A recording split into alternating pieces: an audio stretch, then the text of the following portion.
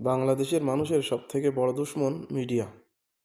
Media খুব বড় আকারে প্রচার করছে বিএনপি ভূমিধস বিজয় হয়েছে। আসলে আমি এই মিডিয়াগুলোদের উদ্দেশ্য করে বলবো যে আপনারা যদি ন্যায়নিষ্ঠার সঙ্গে যদি 17 বছর যে হাসিনা ছিল, এই 17 বছরে সব কিছু তুলে ধরতেন, হাসিনা 17 বছর টিকে থাকতে পারতো না।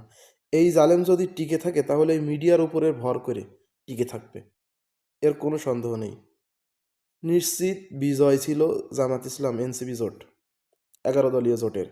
সেখানে ইসি যে কিনা একটা নিকৃষ্টতম পরিচয় দিয়েছে, তাকে ভারত বলেই দিয়েছে যে যেভাবেই হোক তারেক রহমানকে জিতাতে হবে, ক্ষমতায় আনতে হবে।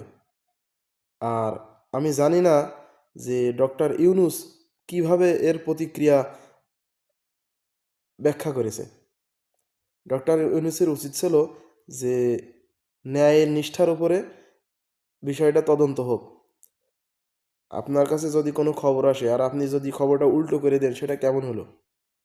অবশ্যই এর ফল ভোগ করা লাগবে ইসির। সে যে কাজটা করেছে, সে কাজটার জন্য তাকে অবশ্যই ফল ভোগ করতে হবে।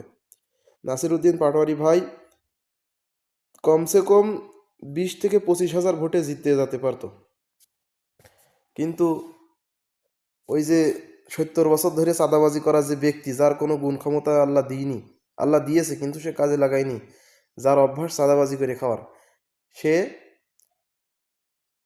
তার স্ত্রীর মাধ্যমে ভোট গণনা বন্ধ রাখে, তার স্ত্রী দিয়ে ওখানে ওকালতি করায়। এভাবে সে ওই জায়গাটা ধ্বংসস্তূপ বানাইছে। আমি নাসিরউদ্দিন পাটোয়ারি ভাইকে বলবো, নাসিরউদ্দিন পাটোয়ারি ভাই, যদি এই জালেমদের এখনই রুখে না দিতে পারেন, তাহলে রক্ত অনেক বেশি যাবে।